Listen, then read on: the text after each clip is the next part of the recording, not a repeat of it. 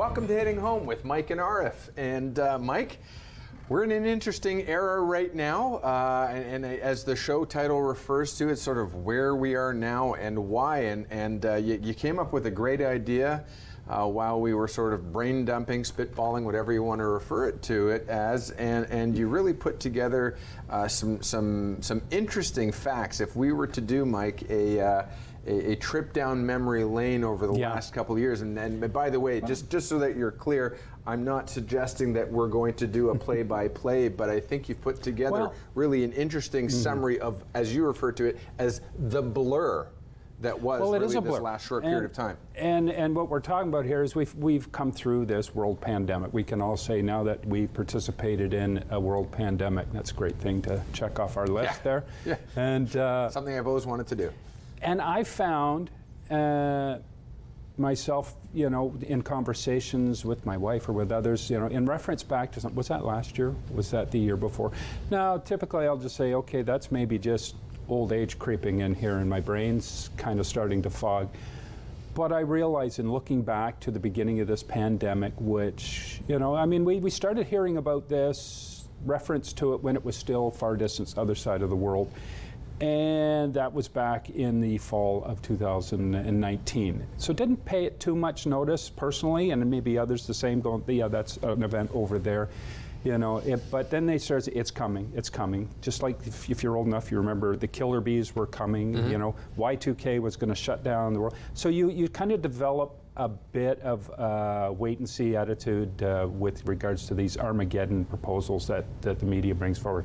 And that's what I did with this. But then by March, we were into this. And again, thinking back to that, in some regards it seems like so distant, so far away. In other regards it seems like, how did we get from there to here so quickly, and what happened in between? And certainly with reference to work in real estate, a lot of that seems like a foggy period of time too, but a lot of fantastically amazing things happened, good, bad, and indifferent, within the industry during that time. And I thought, let's have a chat and just, not a day-by-day, blow-by-blow summary, but let's touch on some of the highlights within there and our own observations as to why and what. And I think that, to me, Mike, is the key. It's our own observation, sure, but I think what would be interesting is to acknowledge our observations and acknowledge where we are today and put some evidence behind how that brought us to where we are, rather than none of it was totally random, although it may seem, but there are dots that can be connected there for sure. And I think we need to kind of start out with when we first learned that, okay, the pandemic was here. The first death from COVID within the country was right here in Barrie. It was a 77-year-old man, I believe, who passed away. That made it very real and very personal for all of us. Okay, this is real and it's happening right here, right now. And it was right that same day or maybe the next day that our premier began putting the provisions in place, the shutdowns, the mask mandates, separation. All of it became very real and very serious. And a lot of people were scared or anxious. And my thoughts professionally and anybody else working within not just my industry, but industry in general and wherever your job was, but certainly I know realtors, our business is going to shut down until this is over. No one's going to be buying or selling homes during a pandemic where you could catch this virus and possibly die from it. And I think, Mike, though, it's important to point out, though, there's a certain segment of the population, and it's interesting. I mean, if you watch the sort of the patterns of people's thought processes, first of all, as you mentioned right off the top of the show, now we can say that we've all lived through a pandemic. We've all experienced one, we've all lived through one. But for people who hadn't lived through one before and maybe weren't historians and maybe weren't in the medical sciences as a field or profession. Which is most of us. Yeah. One might easily have said, why are one guy's died. That happens on a regular basis. What constitutes a pandemic? Why are we referring to this as a pandemic? It's just the flu, or it's just this, right? And so I think quite fairly there was skepticism. Quite fairly there was people were unable to quantify or put this into perspective. Yeah, it's the 5 stages of grief. It's and the first one is denial. And that remains the only one for a lot of people throughout the pandemic. And we can look back, I don't want to politicize this show, like I can look back at steps that were taken and what was right, what was wrong, what was over the top, what could have been done differently.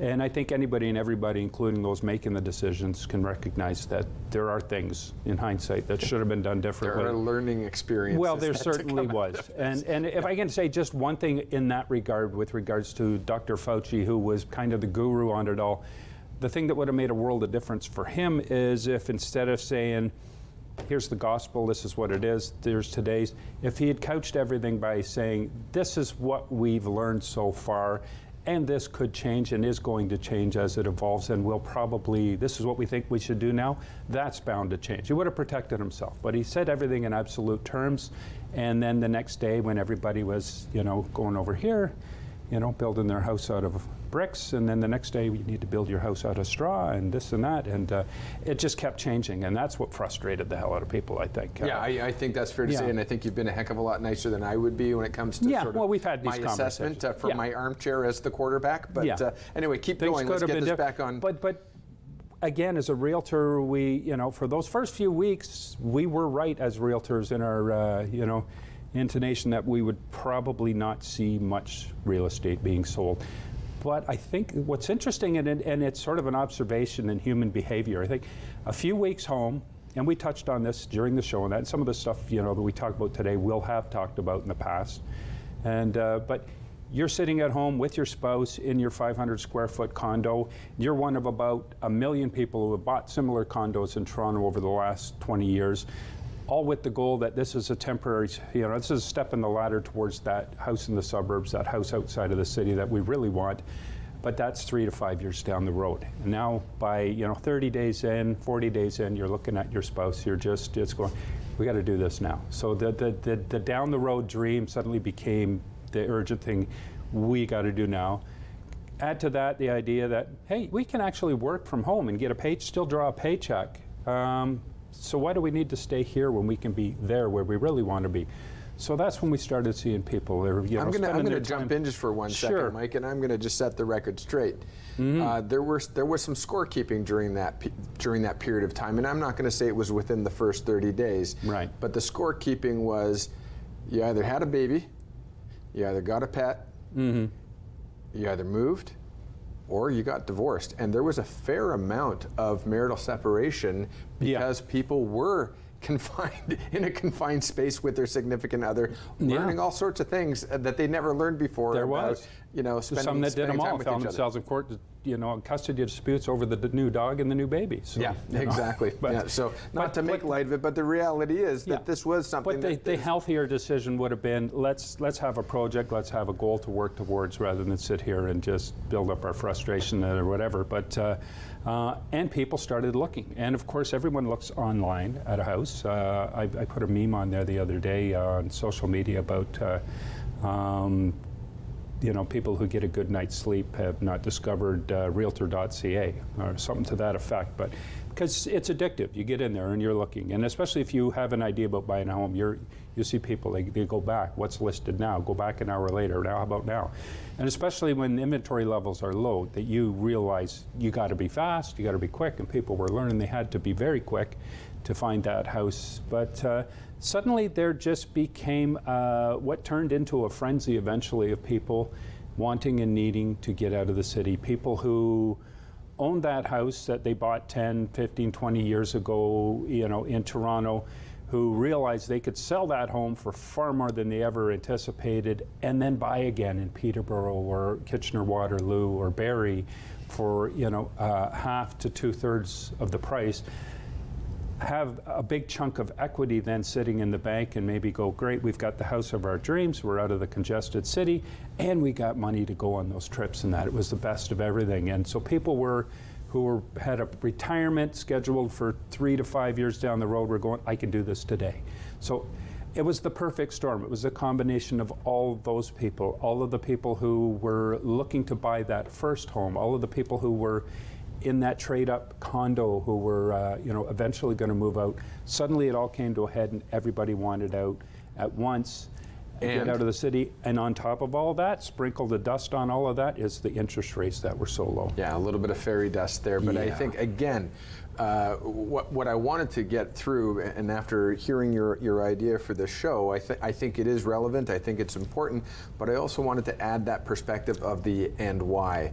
And one of the things to take into consideration as to why we are where we are today is the fact that, yes, it was to a degree a perfect storm. When you look at it, again, when you look at the markets outside of the major metropolitan centers, so it doesn't have to be exclusive to our immediate area here. It could have been included other major population centers, whether it's New York or whether it's you know, Vancouver, etc. But you're absolutely right. The perfect storm being the ability to work from home. In fact, not just the ability to work from home, but the legislation or the directive from the authorities that thou shalt work at home if at all possible. In fact, corporations were issued directives that said, you will close unless you can prove that you must stay open under one of these categories, or you will find a way to make it available and possible for your staff to work from home. And here's the thing, though, is that until that point, for all the right reasons due to market economics, the surrounding areas were priced lower. Here's the reality. First mover advantage. That really played a role here. Oh, for sure. First mover advantage meant that those who said, well, okay, before everyone else does it, let's make the move and let's go there. Before the impacts on prices had taken place. Fast forward a year. But at the same time, that was if you were buying in for the first time. If you were selling wherever you were coming from in order to buy, same rules apply to both sides. So, absolutely, you know, they may have got in for $100,000 less than they would have got in a year and a half later, but they also left $100,000 to $150,000 on the table on the home they sold. That was going to go up as well. And they saw immediate appreciation, though, due to, so they might have taken a bit of a bump on the sale, but they saw immediate appreciation on the purchase. And in the outlying areas. That's and the true outlying too. areas, by the way, are not just within an hour's drive of the original commute. Those We're boundaries, talking eastern, imaginary as they might be, they were expanded for sure. Suddenly, you know, Perry Sound was not out of range for some people, which is a 2-hour drive from the city. And but what's interesting is most of the people that I dealt with who came out of the GTA, the Greater Golden Horseshoe area, to buy in the Barrie area over the last 2.5 years were existing homeowners who were doing just that, selling where they were and coming here. And there's reasons for that. And well, Mike, we got to go to break, but let's talk about that when we come back. When we come back, I got a little scenario there that I observed that I'll touch on to start the next episode. If there's something I want you to take away from this show, though, it's the and why portion, and I think that's what we really want to We're getting to it. Hit home on. Work with me, people. But we do have to go to break real quick, and on the other side, we'll pick that up, and we'll hear more from Mike in terms of how things have turned out. The way they are, and maybe a little bit of prediction in terms of where things are going. But stay with us on the other side of this break. We'll be right back with more of Hitting Home with Mike and Arif on Rogers TV, and I'm going to catch my breath.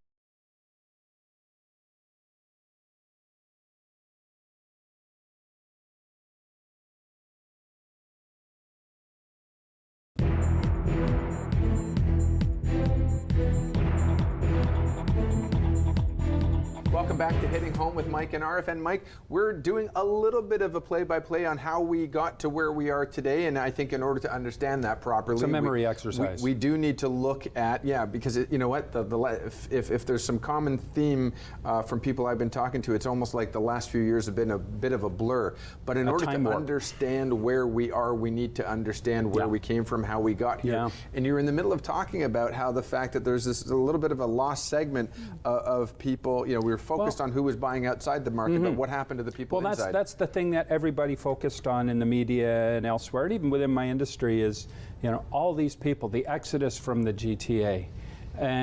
But what we're quick to forget or never even considered is if all these people were leaving the city, then how come Toronto wasn't left with this, growing amount of homes for sale and vacancies. They weren't, because in order for each of those people to move out of Toronto or the area in the GTA, someone else had to come in and fill that spot and buy. And the people who were buying those properties, many of them, especially the condos in the downtown, were those new first-time home buyers. And I didn't see a whole lot of them over the last 2.5 years coming out of the GTA to buy here. It was mostly people selling to buy up here. And Mike, were they new Canadians? Coming to Barrie, it's a mix. Sorry, no, I'm referring to Toronto. Filling the void, were they people who were well capitalized coming? They'd been vetted through Immigration Canada. I can only expect there were, given that our immigration rates are, there's a couple 100,000 people land in that region of Ontario, of Canada, every year. It only goes to say that, a good portion of them probably were and new Canadians. I think a little self point of order would be, yes, we did and some pause, speculators and investors too. But we did pause some immigration during the earlier stages of the pandemic. I don't know when that actually, and I'm not going to talk about when those levers happened, but people who might have been in the country for 1 or 2 years renting saw opportunity getting their feet under them, and then they were suddenly ready to purchase and that. So by no means did we see a negative impact on GTA values, because suddenly there were more homes for sale than there were people to buy them, because everybody was going north. It was a kind of a steady flow. It was like, I don't know, musical chairs. Everybody changed chairs. Nobody was left without a chair, though. Or that's not quite true either, because a lot of people were left without a chair during that game, and that was because you had buyers coming from a region of 7-8 million people, not all of them, but many of them, to an area size of Barrie where there was far fewer homes for sale. And that's the other thing I want to touch on during this that was interesting is, although there was a heightened number of people who were looking to get out of the GTA, who might have been part of their 5-10 year plan, whatever it was, and they fast-tracked that to today when this pandemic began and they realized they could do it, people who were here in Barrie who own their own homes, they weren't looking to move. They were quite comfortable where they were. They were going to sit this out. So that's. But there were people who said, you know what, we were thinking about maybe downsizing in about 3 to 5 years, but now's the time. A few, but far fewer of those people, whatever the decisions to move during the pandemic that occurred for a Barrie person, it resulted in far fewer people actually putting the sign on the lawn and selling than there were people wanting to move here. So that demand went up exorbitantly. Plus, you had people who were brand new millionaires, sold their $1 million or sold their house for $1.5 million, $2 million, and so they got into a bidding war, and they went, I could throw another $50,000-$100,000 on this. I'm cash flush here, and the reality is that pressure is because we didn't have new home inventory. Such that we will start to see in the next couple of years as the even without a pandemic, we were certainly at a disadvantage or a shortfall with housing, and the pandemic only exacerbated that problem to a whole other level. And there's good and bad in that. The bad is immediate. The good is finally all eyes were put on this when we realized that, hey, we aren't prepared for this. It's like, we'll weather that storm when it gets here. The storm finally gets here and you realize we got to be prepared for the next one. So, a lot of mindsets hopefully have changed. I hope a lot of the lessons learned aren't quickly forgotten. Sometimes that happens too, but we shall see. Well, you know what, when the time is right, and I don't want to jumble up our theme and our thread going here, but along the way, Mike, we saw a lot of people making moves, not necessarily buying and selling, but making other moves within their own lives in reaction to their new reality. Mm-hmm. And that is either finding themselves by legislation working from home, or finding themselves by opportunity working from home, or finding a new home. But also, what do I do since I'm now at home and I can't go anywhere. And we did see a lot of people investing in their homes, Well, that whether was that the was other doing side. some renovations and et cetera. And again, what I want to do is talk about the and why. And the and why thing that is consistent here is that it was first mover advantage. Summarized as if everybody's doing it, it's no longer opportunity, right? Yeah. So there were people who were quick to stage their homes and sell, to see some early profits. There were those who waited a little bit longer and saw increased profits, and there are those who waited a little longer and saw less profits. But similarly, there were those who did some backyard renovations, put in a pool, an oasis, a staycation property. Yeah. Those who renovated to improve the value of their homes. They may or may not have sold, but they certainly added value to their home. And that may not have been the goal. That may have been one of the results is, yes, this is going to add value to the home. But I think we developed a mindset, a lot of us, where it was, we started placing value on us, where we felt we needed to be rewarded. And I think that's probably just human nature. You go through a traumatic event, somehow you want to offset that by doing something positive for yourself and your family. And I think a lot of people who may not have come to the conclusion that I need a pool in the backyard or I need a finished rec room a year before the pandemic came to the conclusion during the pandemic that, yeah, we deserve this. Mike, and we saw the result of that with just the activity at all the building centers. There are a lot of people who work in an industry where they're on their feet all day long, and they say, you know what, I'm going to invest in a little bit more comfortable pair of shoes. There are a lot of people who spend their time in their car traveling, sales, whatever it may be, and they say, I'm spending 12 hours a day in my car, I'm going to get that heated seat or heated steering wheel. Similarly, there are people who are saying, we're going to be spending more time at home, and and we're not out of the house during our daylight hours where it's just a place to lay our head. I'm going to put a little bit more into this home. And that is true. And I there think are those people who did it, though, Mike, when the prices were still reasonable before we saw this inflation, which is nonsense, that jacked the prices up. It had nothing to do with inflation. It's not that it had nothing. It just was. The story's been very well embellished about the impact of inflation. Yeah, for sure. And I do recall we touched on this in a previous show early on in the pandemic or into the pandemic, where when we were talking about the very issue or the observations we'd had of the parking lots being full at Home Depot and Lowe's and everywhere else, and people spending their money on their homes. And one of us made the observation, or both of us, that people's mindsets about their homes were changing. Home was becoming more of a traditional, traditionally valued component of their life. I mean, we had, up to that point, lives were getting busier and busier, more and more time at work. Home was kind of the place where you went to refuel and recharge that 1%. And suddenly we were wanting more from our home. We wanted it to be that refuge. If we're going to be there all day, we had time to think about it.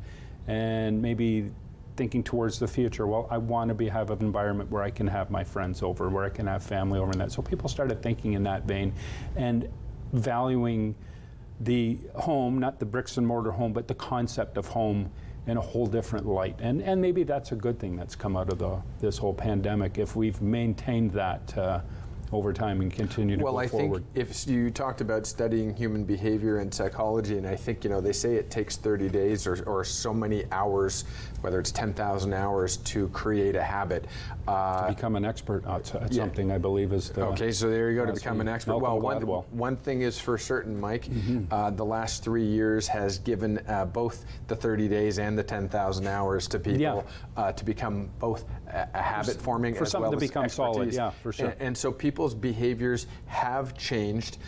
There are a number of networking events and other association events that I've attended in the last short period of time where they're still seeing a really slow trickle of people coming back, and there are a number of service clubs in the area, and there's continuing to see decreased attendance and participation in those. Okay. And again, I think we're going to have to see that next 30 days or that next 10,000 hours to bring back those habits. I do believe human nature will prevail, and people are stubborn. They will go back to their old ways. Well, as much as some people were champing at the bit to get back into their old routine, I think there's many too who kind of like that sense of whether it was truly entrepreneurial, what they were doing, or it had the essence of that. You're working for your company, but you were doing it from home. You were in control of your own hours and that. You weren't on the clock 9 to 5 sort of thing. A lot of people have been resisting going back into that environment and still are, and are trying to choose an entrepreneurial path as a result. What else can I do that'll allow me to continue to work from home? Maybe not with the company I'm with now, but what are my opportunities there? And you see the result of that with all these little focus groups and seminars that are happening. And I think, probably many will end up going back into the traditional work environment, but some will still stay on that, outside of that as a result. Yeah, and what I do want to get into in our next segment, Mike, is again continuing down the theme of the and why, and I think that is so very important. One of the things that we have to take into consideration, you cannot ignore, is that regardless of a whim or a gut feeling or a new opportunity, there are some rules, there are some things that we call, in math and in science, we refer to them as law, that 1 + 1 will still equal 2, no matter which way you figure it out, right?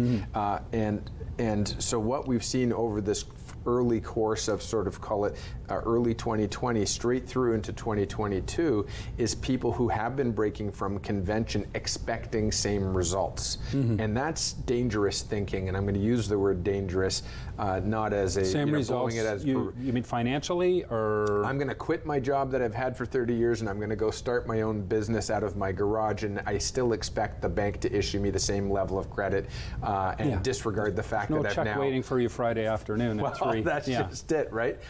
I've thrown caution to the wind, maybe for a good gut instinct, maybe I've really thought this thing through, but the reality is, when it comes to financing, you're getting qualified based on a whole series of factors, including your job stability, including the bank's confidence of predictability that, aside from a massive unforeseen health incident, you're showing up for work and you're getting paid in 2 weeks from now. There's due diligence that needs to be done, and if we're making our decisions to become an entrepreneur based solely on the romance of it all that's sold to us, then we're in for a big surprise, because there's a lot more to it. On the other side of the break, though, we will pick that up and we'll get into a little bit more of the, where are we now and why,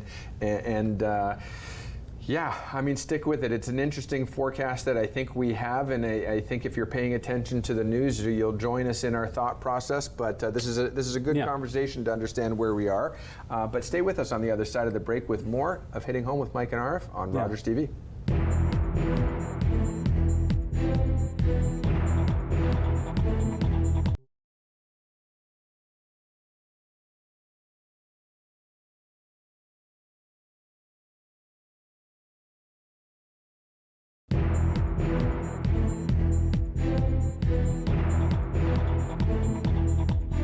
Welcome back to Hitting Home with Mike and Arif. Arif and I are trying to jog our aging memories here and think back on the last 2.5 years, where you and I have been, where all of us have been, and certainly where the real estate market in and around Barrie, Ontario, and broadly Canada was at various stages throughout the last 2.5. And it is, again, we've said it was kind of a time warp. When you go to think back, did I do that last year or was that the year before? It's a blur, this whole pandemic period now. But a lot of interesting things occurred during that, certainly within the real estate market. But we're also looking at the mindsets of people through that and why. Absolutely. The big and Mike, why. I think, to be fair, I don't have the appropriate credentials behind my name, but I do think Professor Arif Khan. I might profess, but it doesn't mean I have the credentials. I think it's fair to say, though, that maybe it's part of a mental health exercise, a subconscious mental health exercise, to want to sort of leave some of that stuff alone. It doesn't mean that it's not still there. It doesn't mean that muscle memory won't kick in. But I think that people, by human nature, want to embrace some of the freedom that we're seeing. It's a protection and we there have. are those who will argue that, wait for it, it's coming again and we're not out of the woods. No, we're not out of the woods, but we certainly have figured out how to adjust. Yeah. We certainly have realized, as you mentioned quite rightly before, that those who were sort of in a position of authority or in a position of educating and preparing us, they could have done the communications part of their exercise a little bit differently to say, hey, you know what, we're all winging this, but you know, we're doing this for best intentions. Whether we get it right or not, it's not the point. It's best intentions. Yeah. And while we're playing closet psychiatrist or psychologist here, it's been my observation, and we've all done it, is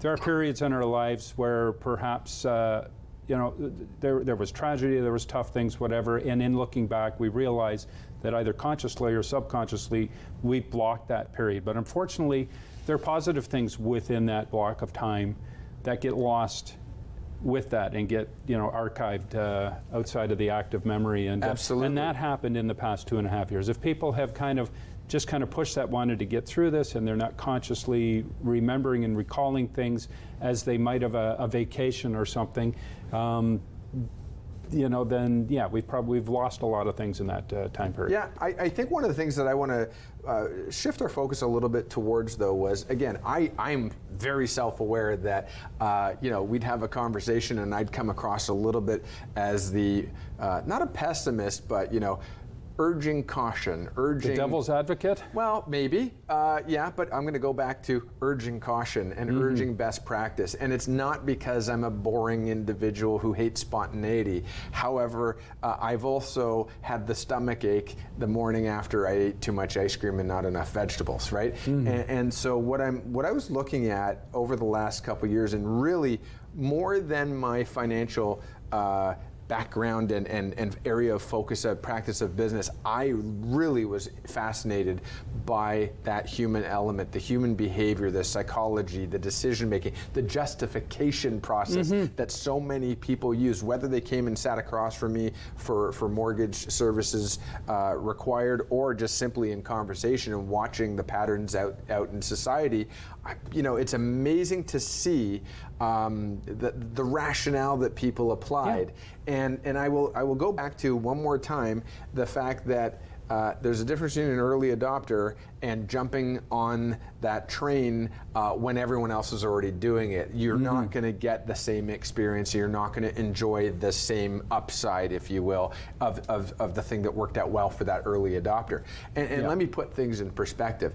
There are clear examples of those who were considered innovators. They answered the call for certain supplies and commodities to be in the marketplace. We're talking about masks, we're talking about hand sanitizer, we're talking about PPE in general. There are companies that retooled their plants. There are people who started their own business in their basement making natural or otherwise hand sanitizers, and they Unfortunately, got on. opportunist is a term that's received a negative connotation, but early adopters... Early adopters is another way of calling it. Where would we be without opportunists who thought of things before we did? If we waited until we came to that thought ourselves.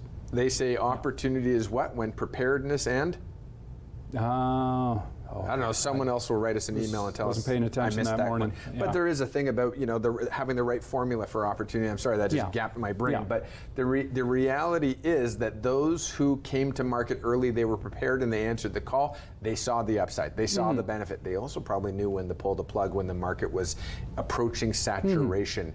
Don't get greedy. Don't stay in longer than you need to be. I have a former client who stayed in long or entered late. Things didn't work out, ended up with a whole bunch of inventory that they couldn't move because the market was flooded. And they lost a ton of money. And another point, I'll just inject it right here and now, is some may be watching and or have tuned out by now and went like, I don't care. And if you're someone who, you know, in your day-to-day you show up, you do your job, you get paid, that's fine, that's fair. You don't need to anticipate what's happening the next week or where people's mindsets are going to be a month from now. But when you are that entrepreneur, when you are working in real estate or as a mortgage broker, if you want to stay and survive within whatever industry you're in, and you're that proprietor who's, you know, dependent on to anticipate what's coming next, you've got to be understanding a little bit of psychology and like how are people likely to respond or react. You don't always get it right, but you have to do the mental exercise to try to figure out and try to anticipate. And if you do get it right, then you're that much further ahead than if you're caught totally off guard. Listen, I think people need to appreciate for themselves and have their own conversation internally that says, not everybody wins the jackpot. I mean, the odds are genuinely stacked against you to the tune of 1 to several million that you're going to be the big Lotto Max winner, so to speak.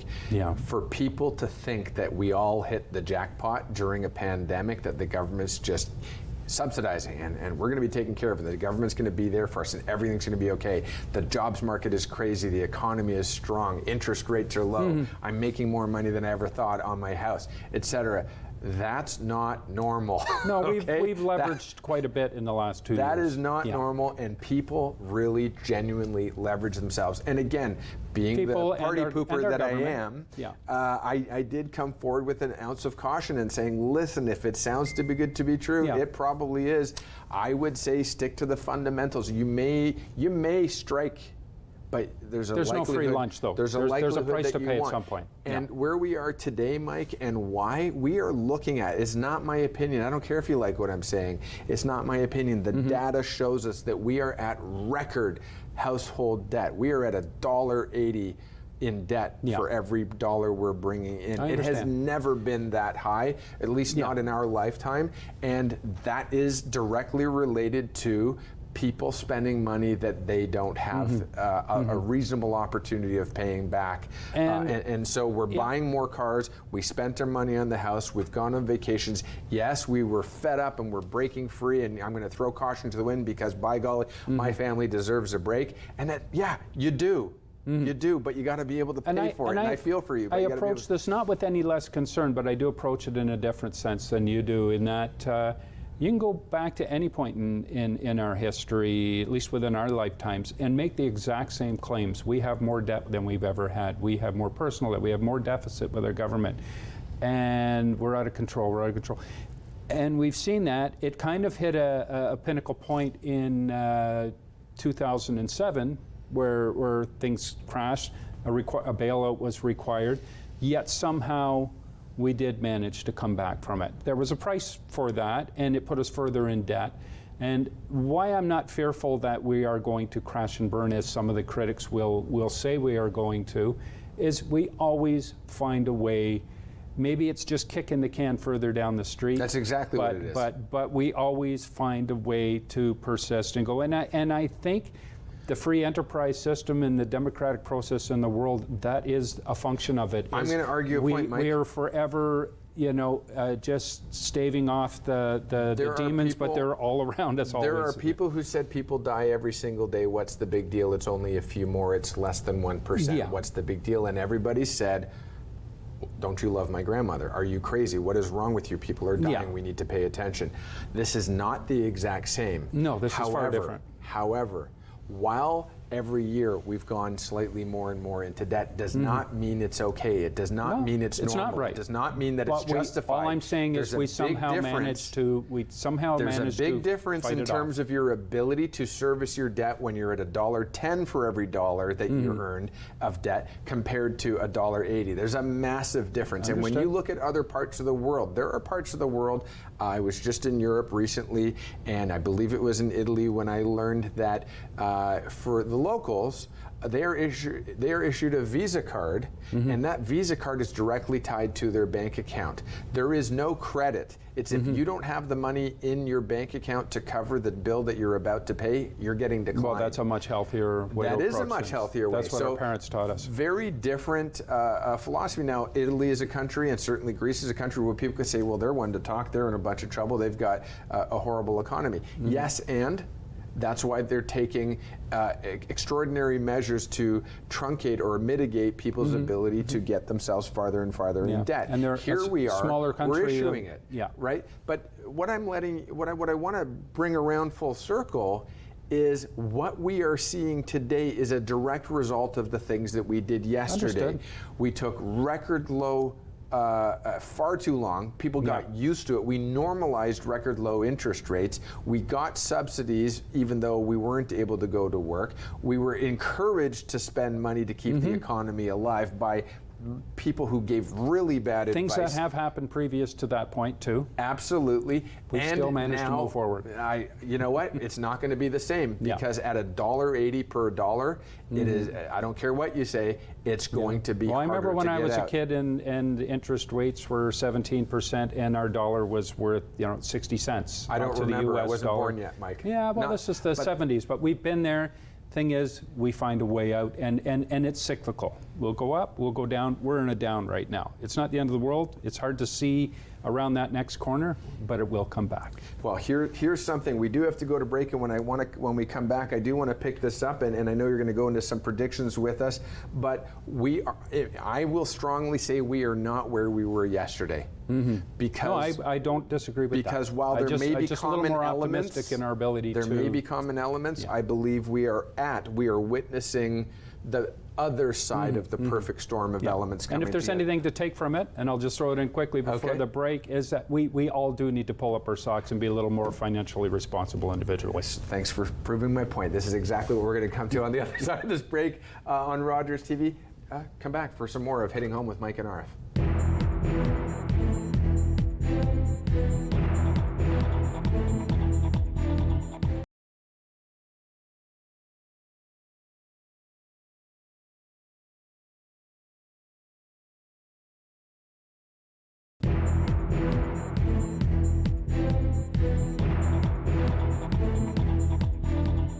Welcome back to Hitting Home with Mike and Arif, and I gotta be honest with you, while we were in a break, you missed half the show. We continued on, and we're having some good fun here. But what I wanted to get into, Mike, is really if there's one thing I would love to share with our audience and my perspective is, listen, optimism is good, and yes, you got to do things for the good of the nation, and yes, keep spending, don't sit on your money and stockpile, etc.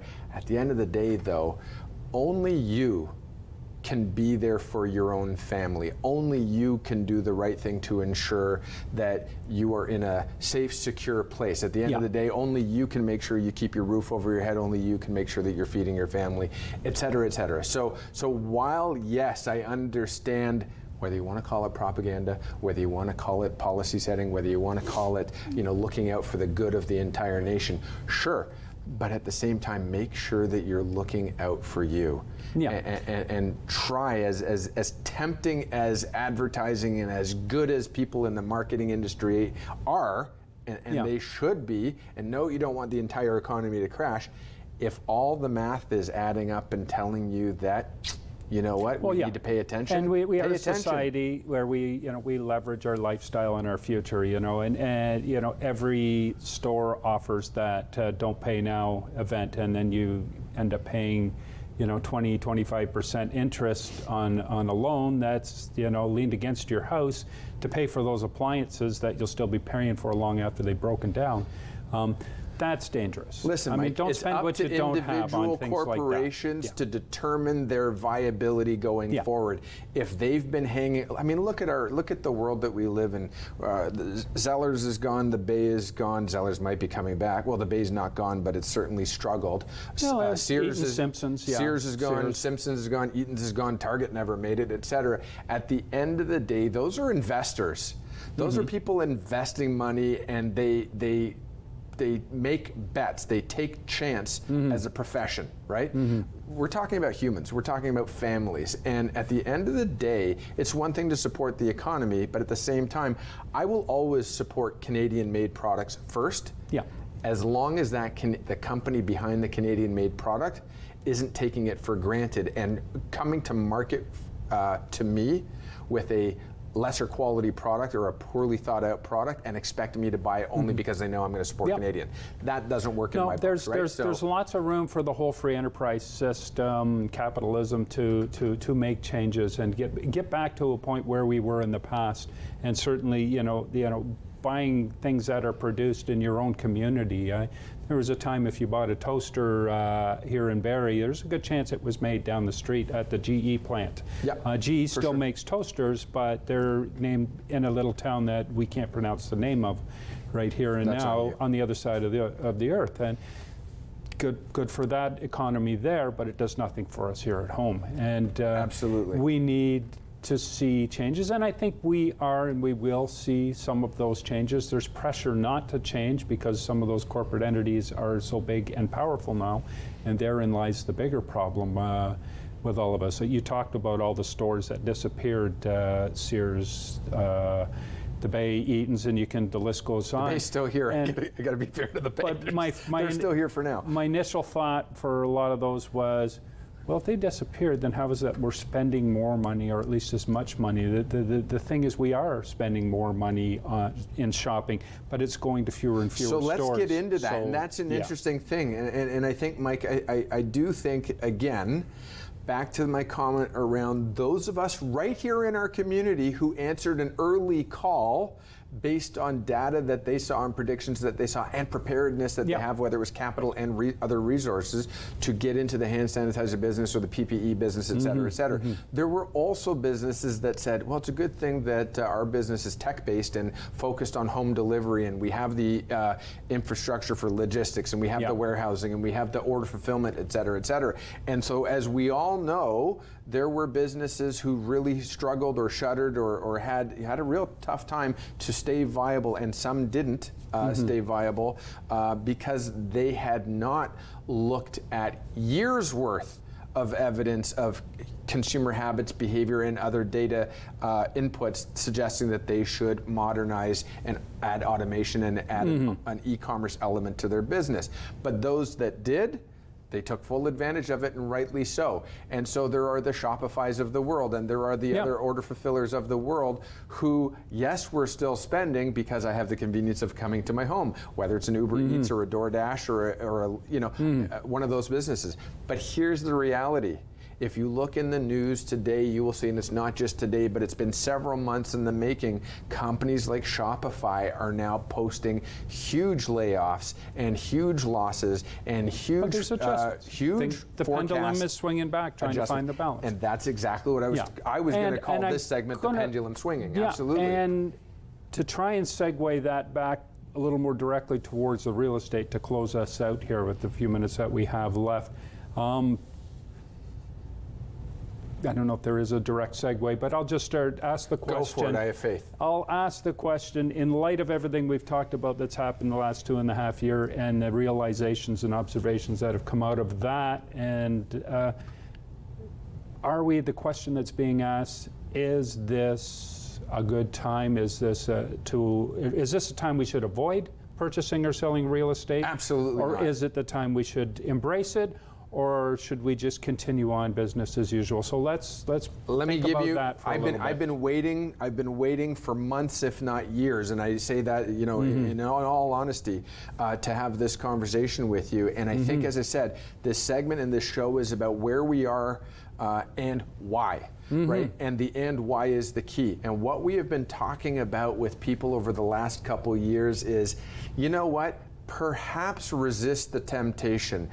Stick to the fundamentals. Put yourself in a good position, because while others are jumping on a certain train to go and follow the masses going this direction, just follow you it's could to be over respond to here. the media too. You could be over here setting yourself up for that special day that will come when the pendulum swings. And today is we're starting to see that date get closer and closer. So I am absolutely suggesting that those people who prepared and laid the groundwork and kept their house in order and put themselves in a positive position and maybe resisted some of that temptation that they saw the neighbor on the left and the neighbor on the right doing, they will be perfectly positioned to take advantage of or to embrace the opportunity, however you want to interpret it. And every market presents its opportunities. And there will be an opportunity for those people to jump into the market. And I want to say, I'm always frustrated, and we've made it clear that we're not the greatest fans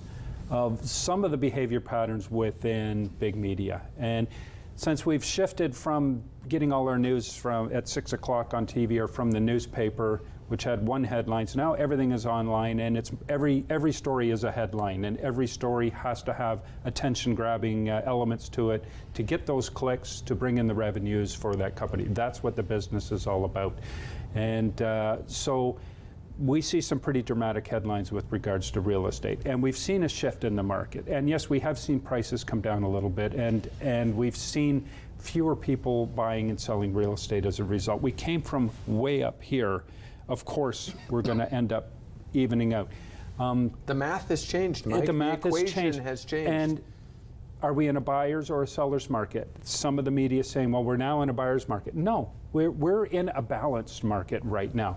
The seller's market was, which I did not like, because all the power was in the hands of the seller, who just went, no, just bring me what I want. Don't put any conditions in there.